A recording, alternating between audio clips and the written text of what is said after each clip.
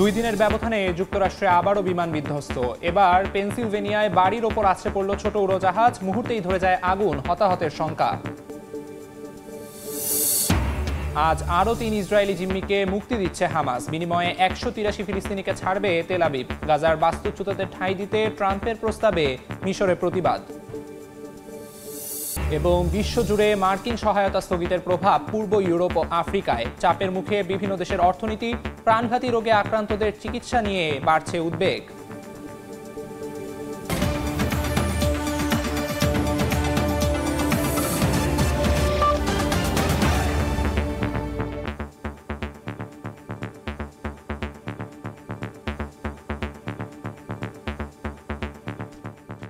আন্তর্জাতিক সময়ের সঙ্গে আছি আমি আমিরুল ইসলাম আলিফ। যুক্তরাষ্ট্রের ওয়াশিংটনে বিমান দুর্ঘটনায় এখন পর্যন্ত ৪১ জনের মরদেহ উদ্ধার করা হয়েছে। বন্ধ ঘোষণা করা হয়েছে রোনাল্ড রিগান বিমানবন্দরের আশপাশে হেলিকপ্টার চালানো। তদন্ত শেষ না হতেই ডিইআই কর্মকর্তাদের ওপর দায় চাপাচ্ছেন মার্কিন প্রেসিডেন্ট ডোনাল্ড ট্রাম্প। এছাড়াও ব্ল্যাক হক হেলিকপ্টারটি অনেক উঁচুতে উঠছিল বলেও মন্তব্য করেন তিনি। এ অবস্থায় প্রমাণ ছাড়াই ট্রাম্পের একের পর এক মন্তব্যের সমালোচনা করেছেন সাবেক বাইডেন প্রশাসনের কর্মকর্তারা। বুধবার ওয়াশিংটনে হেলিকপ্টার ও যাত্রীবাহী বিমানের সংঘর্ষের ঘটনায় শোকের ছায়া মার্কিনীদের মাঝে। দুর্ঘটনায় নিহতদের মরদেহ খুঁজে বের করতে চলছে উদ্ধার কাজ, যদিও এখনো খোঁজ মেলেনি অনেকের। এ অবস্থায় দুর্ঘটনার কারণ জানতে তদন্ত চালিয়ে যাচ্ছে মার্কিন প্রশাসন। এর মধ্যেই যাত্রীবাহী বিমানটির ব্ল্যাক বক্সের তথ্য সংগ্রহ করেছে তদন্তকারীরা, যার ভিত্তিতে ৩০ দিনের মধ্যে একটি প্রাথমিক রিপোর্ট জমা দেওয়ার কথা রয়েছে তাদের। এ দুর্ঘটনার পর রোনাল্ড রিগান আন্তর্জাতিক বিমানবন্দরের আশপাশে হেলিকপ্টার ওড়ানো অনির্দিষ্টকালের জন্য বন্ধ ঘোষণা করেছে কর্তৃপক্ষ। এদিকে তদন্ত চলাকালীন বিভিন্ন মন্তব্য করে যাচ্ছেন মার্কিন প্রেসিডেন্ট ডোনাল্ড ট্রাম্প। শুক্রবার সামাজিক যোগাযোগ মাধ্যমে করা এক পোস্টে ট্রাম্প বলেন, দুর্ঘটনায় বিধ্বস্ত ব্ল্যাক হক হেলিকপ্টারটি বেশ উঁচুতে উঠছিল। সাধারণত মার্কিন সামরিক বিমানগুলো ২০০ ফুট উচ্চতায় টহল দিয়ে থাকে, তবে ব্ল্যাক হকটি তার চেয়েও উঁচুতে অবস্থান করছিল বলে দাবি করেন ট্রাম্প। যদিও তার এই মন্তব্যের সত্যতা যাচাইয়ে সামরিক বাহিনীকে প্রশ্ন করলে এ বিষয়ে কোনো উত্তর পাওয়া যায়নি। এছাড়াও বাইডেন প্রশাসনের আমলে বৈচিত্র্য ও সংখ্যালঘু কোঠায় চাকরি পাওয়া এয়ার ট্রাফিক কর্মকর্তারাই এই দুর্ঘটনার পেছনে দায়ী বলে মন্তব্য করেন ট্রাম্প, যদিও তার এই মন্তব্যের পক্ষে কোনো প্রমাণ তিনি দিতে পারেননি। এই মন্তব্যের তীব্র সমালোচনা করেছেন সাবেক বাইডেন প্রশাসনের কর্মকর্তারা। জাতির এমন দুঃসময়ে হতাহতদের স্বজনদের পাশে দাঁড়ানোর পরিবর্তে নিজের উত্থাপিত নীতিমালা নিয়ে বড়াই করাকে নিন্দনীয় বলে আখ্যা দিয়েছেন তারা। সাদিয়া তাসনিম, সময় সংবাদ। আজ মুক্তি পেতে যাচ্ছে আরও ৩ ইসরায়েলি জিম্মি। এরই মধ্যে তাদের নামও প্রকাশ করেছে ফিলিস্তিনের সশস্ত্র গোষ্ঠী হামাস। এর বিনিময়ে ১৮৩ ফিলিস্তিনিকে মুক্তি দেবে ইসরায়েল। সব জিম্মির মুক্তির দাবিতে তেল আবিবে জড়ো হন স্বজনরা। এদিকে মিশর ও জর্ডানে গাজার বাস্তুচ্যুতদের ঠাঁই দিতে ট্রাম্পের প্রস্তাবের বিরুদ্ধে প্রতিবাদ করেছেন মিশরের নাগরিকরা। ১৯ জানুয়ারি কার্যকর হওয়া হামাস ইসরায়েল যুদ্ধবিরতি চুক্তি অনুসারে এখন পর্যন্ত মুক্তি পেয়েছেন বেশ কয়েকজন ইসরায়েলি জিম্মি। মুক্তি মিলেছে ফিলিস্তিনি কারাবন্দীদেরও। এবার চুক্তি অনুযায়ী আরও ৩ ইসরায়েলি জিম্মিকে শনিবার মুক্তি দিতে যাচ্ছে হামাস। শুক্রবার সেই ৩ জিম্মির নাম প্রকাশ করে তারা। তাদের মধ্যে রয়েছেন ওফের কালদেরন, কিট সিগেল এবং ইয়ারদেন বিবাস নামের ৩ ইসরায়েলি বাসিন্দা। তাদের মুক্তির ঘোষণায় আনন্দ প্রকাশ করেছেন তাদের স্বজনরা। এই ঘোষণাকে স্বাগত জানিয়ে তেল আবিবের রাস্তায় জড়ো হয়ে বাকি জিম্মিদের দ্রুত মুক্তি দেওয়ার আহ্বান জানিয়েছেন তারা। এদিকে বাস্তুচ্যুত ফিলিস্তিনিদের মিশর ও জর্ডানে আশ্রয় দেওয়ার প্রস্তাব জানিয়েছে মার্কিন প্রেসিডেন্ট ডোনাল্ড ট্রাম্প, যদিও তার এই প্রস্তাব মানতে নারাজ দেশ দুটি। শুক্রবার রাফা সীমান্তে জড়ো হয়ে এই প্রস্তাবের তীব্র প্রতিবাদ জানান মিশরীয়রা। তাদের দাবি, গাজাবাসীর প্রতি তাদের পূর্ণ সহমর্মিতা রয়েছে, তাই বলে জোরপূর্বক শরণার্থীদের আশ্রয় দেওয়ার পক্ষে নন তারা। এমনকি এই পদক্ষেপকে অন্যায় বলেও আখ্যা দেন তারা। যদিও এই যুদ্ধবিরতি চুক্তির সাফল্যের পুরো কৃতিত্বটাই ট্রাম্পকে দিচ্ছেন ইসরায়েলি জিম্মিদের স্বজনরা। বাড়ি ফেরত জিম্মিদের পরিবার ট্রাম্পের এই অবদানের জন্য তাকে ধন্যবাদ জানান। এদিকে গাজা, পশ্চিম তীর এবং পূর্ব জেরুজালেমে যুদ্ধবিধ্বস্তদের জন্য সহায়তা অব্যাহত রেখেছে ফিলিস্তিনে জাতিসংঘের মানবাধিকার বিষয়ক সংস্থা UNRWA। বৃহস্পতিবার জরুরি ভিত্তিতে ২৫০০ শিশুকে চিকিৎসার জন্য গাজা থেকে বের করার দাবি জানান জাতিসংঘের মহাসচিব আন্তোনিও গুতেরেস। জাতিসংঘ বলছে আসন্ন সপ্তাহগুলোতে গাজা শিশুদের মধ্যে মৃত্যুর ঝুঁকি বাড়তে চলেছে। সাদিয়া তাসনিম, সময় সংবাদ। আসাদ সরকারের পতনের পর প্রথম আরব নেতা হিসেবে সিরিয়া সফরে গেছেন কাতারের আমির Sheikh Tamim bin Hamad Al Thani. সিরিয়ার অন্তর্বর্তীকালীন প্রেসিডেন্ট আহমেদ আল সারার সঙ্গে বৈঠক করেন কাতারের আমির। সিরিয়ায় স্থিতিশীলতা বজায় রাখা, উন্নয়ন ও সমৃদ্ধির লক্ষ্যে অন্তর্ভুক্তিমূলক সরকার গঠনের ওপর গুরুত্ব আরোপ করেন আল থানি। দেশটি পুনর্গঠনে কাতার গুরুত্বপূর্ণ ভূমিকা রাখবে বলেও জানান তিনি।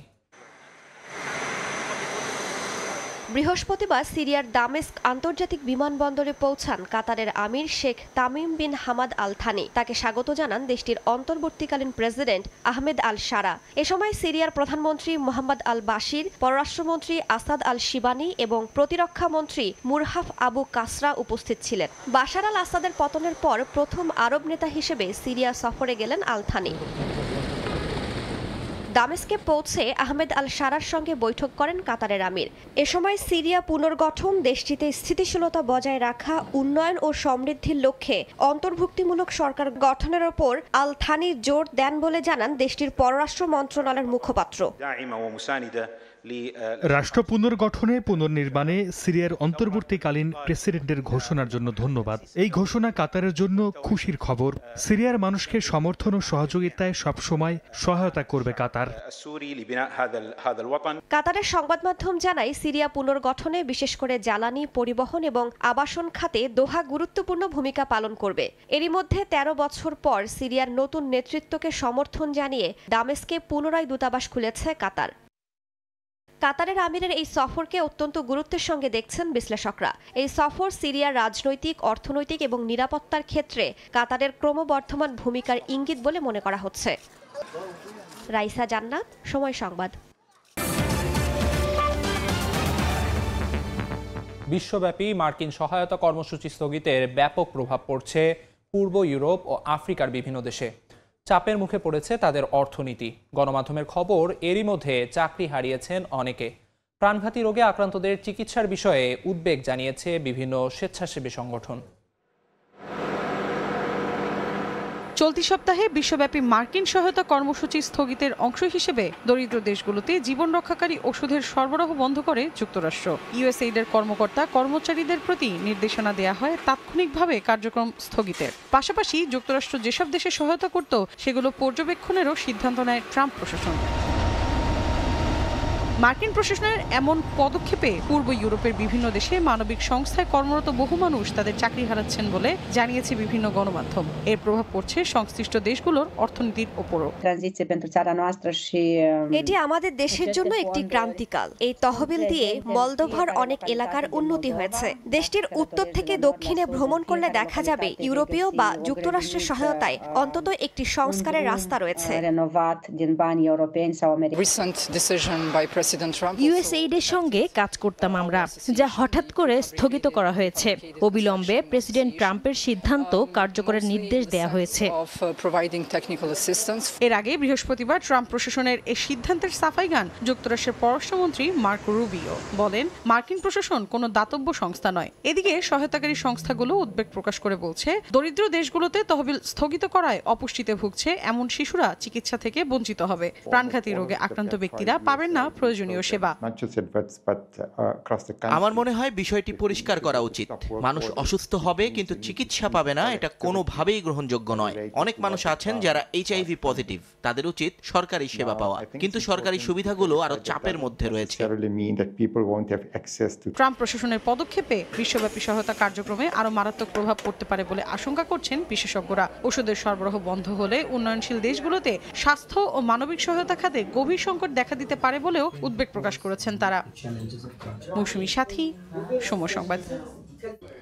যুক্তরাষ্ট্রের শুল্ক আরোপের হুমকির কড়া জবাব দেওয়া হবে বলে হুঁশিয়ারি দিয়েছেন কানাডার প্রধানমন্ত্রী জাস্টিন ট্রুডো।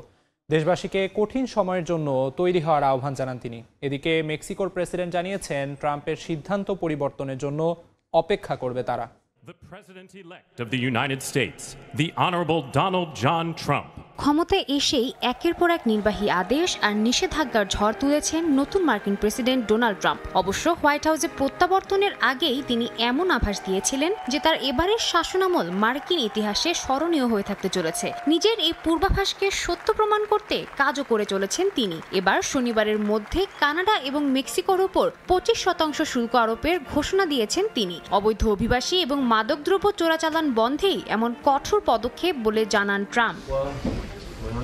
তবে শুল্ক আরোপ করায় যথাযথ প্রতিক্রিয়ার মুখোমুখি হবে যুক্তরাষ্ট্র, এমন হুঁশিয়ারি দিয়েছেন কানাডার প্রধানমন্ত্রী জাস্টিন ট্রুডো। যদিও পরিস্থিতি বিবেচনায় দেশবাসীকে আসন্ন কঠিন সময়ের জন্য তৈরি থাকার আহ্বান জানান তিনি। এ সময় তিনি জানান তার প্রশাসন পরিস্থিতি মোকাবিলায় যথাযথ পদক্ষেপ কি হতে পারে তা নির্ধারণে কাজ চালিয়ে যাচ্ছে।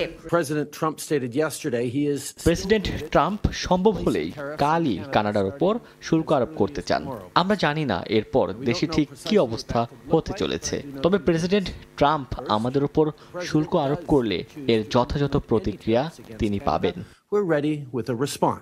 এদিকে কানাডা পাল্টা জবাবে প্রস্তুতি নিলেও সে পথে হাঁটছে না মেক্সিকো। দেশটির প্রেসিডেন্ট ক্লডিয়া শিনবম জানান যুক্তরাষ্ট্র সিদ্ধান্ত পরিবর্তন করবে কিনা সে পর্যন্ত অপেক্ষা করবে তারা। তিনি বলেন যুক্তরাষ্ট্রের প্রশাসনের সঙ্গে আলোচনা চলছে মেক্সিকোর। শুল্ক আরোপের এই খেলায় দুই দেশের অর্থনীতি বিপর্যস্ত হতে যাচ্ছে বলে দাবি মেক্সিকোর প্রেসিডেন্টের। এ অবস্থায় যুক্তরাষ্ট্র সিদ্ধান্ত পরিবর্তন করলে তা দুই দেশের জন্যই ইতিবাচক হবে বলে মন্তব্য করেন তিনি।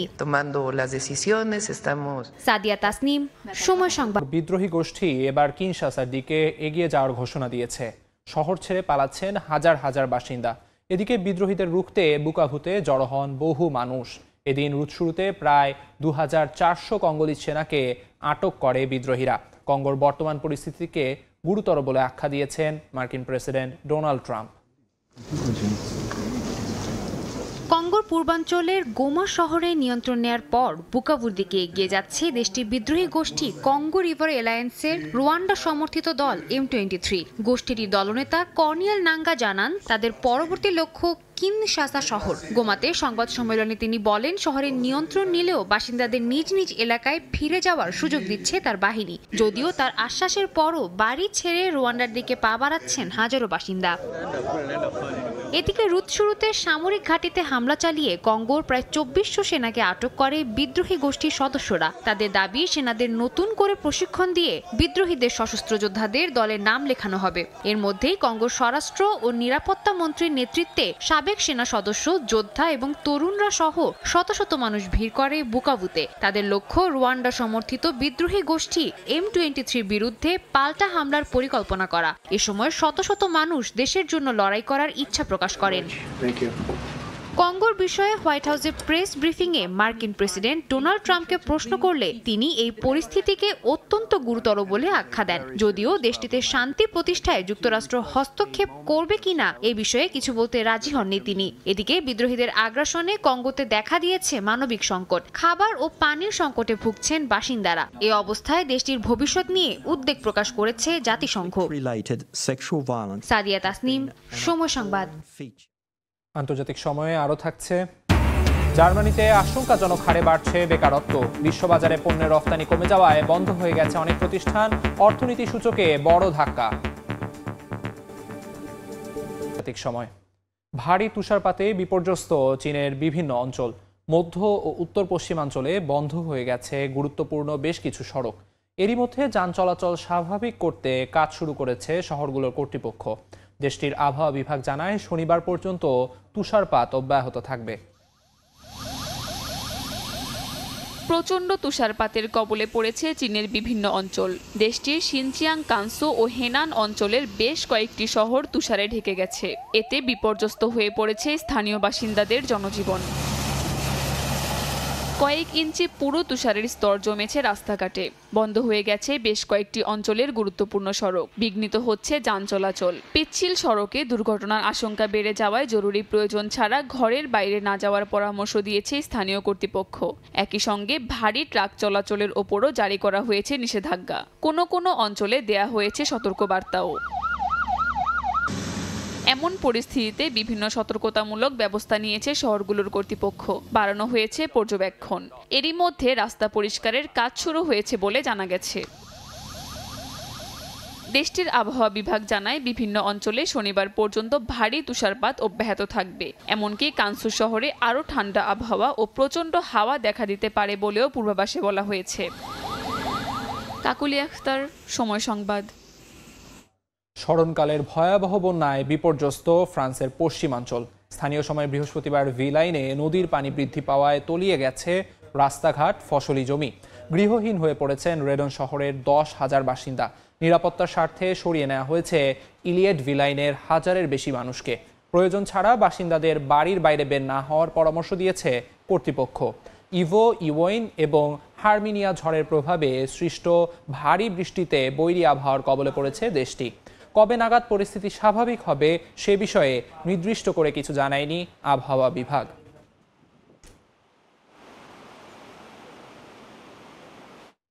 জনপ্রিয় ব্রিটিশ পপ তারকা ম্যারিয়ান ফেইথফুল মারা গেছেন। মৃত্যুকালে তার বয়স হয়েছিল 78 বছর। স্থানীয় সময় বৃহস্পতিবার লন্ডনে তিনি শেষ নিঃশ্বাস ত্যাগ করেন। তার মৃত্যুর খবরটি নিশ্চিত করেছে রিপাবলিক মিডিয়া। ম্যারিয়ান একই সঙ্গে ছিলেন গীতিকার, সঙ্গীত শিল্পী ও অভিনয় শিল্পী। তিনি 60-এর দশকে তার একক album as tears go by প্রকাশের মাধ্যমে জনপ্রিয়তা অর্জন করেন। ম্যারিয়ান 1946 সালের 29শে ডিসেম্বর জন্মগ্রহণ করেন।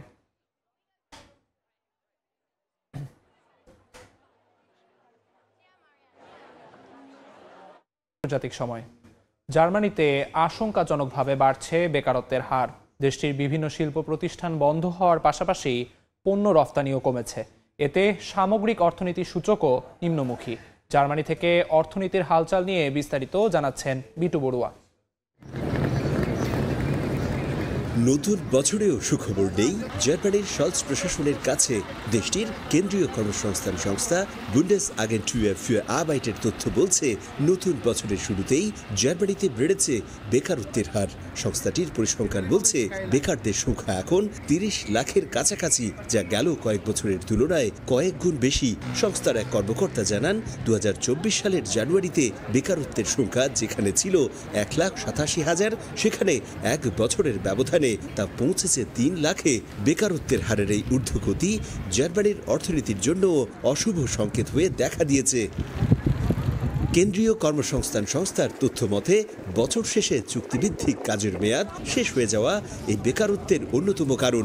জার্মানির কর্মসংস্থান সমিতির সভাপতি রাইনার ডুলগার বলেন, চাকরির বাজারের এই পরিস্থিতি জার্মানির জন্য লাল সংকেত। সংকট সমাধানে আমলাতান্ত্রিক জটিলতা নিরসন ও বেতন বৈষম্য কমাতে হবে। এছাড়া জ্বালানি খাতে মূল্য না কমানো গেলে বেশ কিছু শিল্প প্রতিষ্ঠান বন্ধ হতে পারে, যা দেশটির অর্থনীতিতেও মারাত্মক প্রভাব ফেলবে। এদিকে জার্মান অর্থনীতির সবচেয়ে বড় নির্ভরতার প্রতীক যন্ত্রাংশ ও গাড়ি নির্মাণ শিল্প। তবে যুক্তরাষ্ট্রসহ বিশ্ববাজারে সেসব পণ্যের রপ্তানি কমে যাওয়ার পাশাপাশি ভবিষ্যতে সব ধরনের পণ্যের উপর ডোনাল্ড ট্রাম্পের শুল্ক আরোপের হুমকির কারণে জার্মানির অনেক প্রতিষ্ঠানই তাদের কর্মীদের ছাঁটাই করছে বলেও জানায় কর্মসংস্থান বিশ্লেষকরা। সমৃদ্ধ অর্থনীতির জন্য জার্মানির সুনাম বিশ্বজোড়া, কিন্তু সাম্প্রতিক সময়ে মার্কিন যুক্তরাষ্ট্রে সরকার বদলের সঙ্গে সঙ্গে দেশটিতে জার্মানির পণ্য, বিশেষ করে গাড়ি রপ্তানিতে শুল্ক আরোপের যে সিদ্ধান্ত, সেটি কার্যকর হলে অবশ্যই চাপে পড়বে জার্মানির অর্থনীতি, বলছেন অর্থনীতিবিদরা। জার্মানির বার্লিন থেকে বিটু বড়ুয়া, সময় সংবাদ। আইফোনের বিক্রি কমলেও আবারও লাভের রেকর্ড গড়েছে বিশ্বের শীর্ষ প্রযুক্তি প্রতিষ্ঠান অ্যাপল। শেয়ার প্রতি $2.40 লাভ করেছে প্রতিষ্ঠানটি। কৃত্রিম বুদ্ধিমত্তার ফিচারগুলো চাহিদা অনুযায়ী বাজারে আনতে না পারায় কমেছে আইফোনের বিক্রি, এমনটাই মত প্রযুক্তিবিদদের। চলতি অর্থবছরের প্রথম প্রতিবেদন প্রকাশ করেছে বিশ্বের শীর্ষ প্রযুক্তি প্রতিষ্ঠান অ্যাপল। প্রতিবেদনে বলা হয়, কোম্পানির মোট বিক্রি ছিল $12,430 কোটি, যা ওয়াল স্ট্রিটের প্রত্যাশিত মানের চেয়ে সামান্য বেশি। তবে কিছুটা কমেছে আইফোনের বিক্রি। কারণ হিসেবে এআই ফিচারগুলো এখনও সম্পূর্ণভাবে বাজারে আনতে না পারাকে দায়ী করছেন প্রযুক্তিবিদরা। পাশাপাশি চীনের বাজারে হুয়াওয়ে ও অন্যান্য ব্র্যান্ডের প্রতিযোগিতা আইফোন বিক্রিতে প্রভাব ফেলেছে বলে মত তাদের। তবে আইফোনের বিক্রিতে কিছুটা মন্দা দেখা গেলেও ম্যাকবুক এবং আইপ্যাড বিক্রি প্রত্যাশার চেয়েও ভালো হয়েছে। নতুন M4 চিপযুক্ত ম্যাকবুক ও আইম্যাক বাজারে আসার পর এর বিক্রি বেড়েছে। ম্যাক বিক্রি থেকে আসে $899 কোটি এবং আইপ্যাড থেকে আসে $809 কোটি। এছাড়াও অ্যাপলের পরিষেবা খাত থেকে প্রতিষ্ঠানটি $2634 কোটি আয় করেছে, যা আগের বছরের তুলনায় 13.9% বেশি। উল্লেখযোগ্যভাবে বৃদ্ধি পেয়েছে অ্যাপলের সার্ভিস সেগমেন্ট থেকে আয়, যার মধ্যে আইক্লাউড স্টোরেজ, অ্যাপল মিউজিক এবং অ্যাপল টিভি প্লাস অন্তর্ভুক্ত। আর এতেই প্রতিটি শেয়ারের দাম বাড়ায় সাম্প্রতিক বছরগুলোর মধ্যে সর্বোচ্চ লাভ করেছে আইফোনের নির্মাতা প্রতিষ্ঠানটি।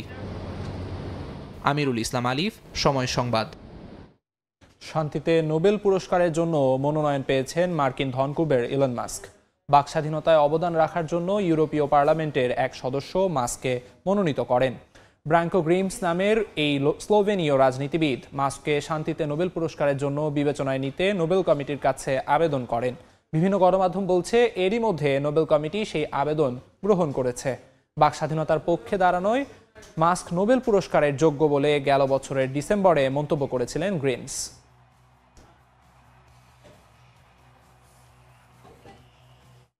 এবার মালদ্বীপে বসবাসরত প্রবাসী বাংলাদেশিদের মরদেহ বিনা খরচে দেশে আনবে ইউএস বাংলা এয়ারলাইন্স। স্বস্তি প্রবাসীদের, এই সুবিধা চালু করতে পেরে আনন্দিত এয়ারলাইন্স কর্তৃপক্ষ। খন্দকার ওমর ফারুকের তথ্য ও ছবিতে রিপোর্ট। বা অবৈধ কর্মীর মৃত্যু হলে মরদেহ দেশে পাঠাতে পড়তে হয় বিপাকে, নির্ভর করতে হয় এয়ারলাইন্সগুলোর উপর। সময়সূচির কালক্ষেপণের সঙ্গে গুনতে হয় বাড়তি খরচ, দিতে হয় মর্গে রাখার অতিরিক্ত ভাড়া। এক্ষেত্রে বাংলাদেশের বেসরকারি এই এয়ারলাইন্সটি বিনামূল্যে মালদ্বীপ প্রবাসীদের মরদেহ বহন করবে শুনে স্বস্তি জানান প্রবাসী বাংলাদেশিরা। অনেকদিন পর আমাদের আবদার ইউএস বাংলা পূরণ করছে, এই জন্য আমরা ইউএস বাংলাকে আন্তরিক ধন্যবাদ জানাই। এখন বাংলাদেশে উদ্যোগ নেওয়া হয়েছে, প্রাইভেট এয়ারলাইন্স ইউএস বাংলা দিয়েছে এবং অনেক ভালো হয়েছে। মালদ্বীপে প্রায় লাখের অধিক বাংলাদেশি কাজ করেন, সঙ্গে বছর জুড়ে রয়েছে ব্যবসায়ী ও পর্যটকদের যাতায়াত। এক্ষেত্রে ইউএস বাংলার পাশাপাশি বাংলাদেশ বিমানের ফ্লাইট চালু হলে আরও উপকৃত হবেন বলেও জানান প্রবাসীরা। বাংলাদেশ সরকার আছেন, উনি যদি মালদ্বীপ সরকারের সাথে আলাপ আলোচনা করে বাংলাদেশ বিমান চালু করে মালদ্বীপে উঠে, তাহলে আমরা মালদ্বীপ প্রবাসী বা অনেক উপকৃত হব।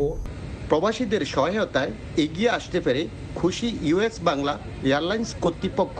ইউএস বাংলা এয়ারলাইন্স সকল দেশ থেকেই প্রবাসীদের মৃতদেহ বিনামূল্যে ক্যারি করে থাকে। তারই ধারাবাহিকতায় মালদ্বীপ থেকে বাংলাদেশিদের যত ধরনের মৃতদেহ যাবে ইউএস বাংলা এয়ারলাইন্স ক্যারি করবে। দীর্ঘদিনের প্রত্যাশিত এই সমস্যার সমাধান ও বাস্তবায়নে দেশীয় এই এয়ারলাইন্সটির গ্রাহক সেবায় আরও জনপ্রিয়তা বাড়বে বলে মনে করেন সংশ্লিষ্টরা। খন্দকার ওমর ফারুক, সময় সংবাদ, মালদ্বীপ। নিউজিল্যান্ডের তারানাকি মাউঙ্গা পর্বতকে মানুষ হিসেবে স্বীকৃতি দিয়েছে দেশটির পার্লামেন্ট। নতুন আইন অনুযায়ী এখন থেকে এই পর্বত ও তার আশপাশের ভূমিকে একটি জীবন্ত ও অবিভাজ্য সত্তা হিসেবে গণ্য করা হবে। মাথায় বরফের সাদা টুপি পরে থাকা নিউজিল্যান্ডের মাউন্ট তারানাকি এখন আর শুধু একটি পর্বত নয়, আইনিভাবে এটি মানুষ হিসেবে স্বীকৃতি পেয়েছে। তারানাকি মাউঙ্গা নামের এই পর্বতকে স্থানীয় মাওরি জনগোষ্ঠী তাদের পূর্বপুরুষ হিসেবে বিবেচনা করে। বৃহস্পতিবার নিউজিল্যান্ড সরকার একটি নতুন আইন পাশ করে এই পর্বতকে সম্পূর্ণ মানবিক অধিকার ও দায়িত্ব প্রদান করেছে। নতুন আইন অনুযায়ী এই পর্বত ও তার আশেপাশের ভূমিকে একটি জীবন্ত ও অবিভাজ্য সত্তা হিসেবে গণ্য করা হবে। এখন থেকে পর্বতটির সংরক্ষণ, ঐতিহ্যগত ব্যবহার ও এর সুস্থতা রক্ষার বিষয়ে সিদ্ধান্ত নেওয়া হবে। তারানাকি পর্বতকে মানুষের নামও দেওয়া হয়েছে, তে কাহুই তুপুয়া। 1800 ও 1900 শতাব্দীতে নিউজিল্যান্ড যুক্তরাজ্যের উপনিবেশ হওয়ার পর তারানাকি অঞ্চলের মাওরি জনগণের কাছ থেকে পর্বতটি কেড়ে নেওয়া হয়। 1970 ও 80-র দশকে মাওরি আন্দোলনের ফলে নিউজিল্যান্ডের আইনে মাওরি ভাষা, সংস্কৃতি ও অধিকারের স্বীকৃতি বৃদ্ধি পায়। আইন প্রণেতারা বলছেন এই আইনটি মাওরি জনগণের বিরুদ্ধে উপনিবেশবাদী অন্যায়ের স্বীকৃতি হিসেবে এসেছে। আইনটি পাশ হওয়ার সময় পার্লামেন্টের সদস্যরা সর্বসম্মতভাবে ভোট দেন। সেখানে উপস্থিত মাওরি জনগোষ্ঠী আনন্দে ঐতিহ্যবাহী গান গেয়ে মুহূর্তটি উদযাপন করেন।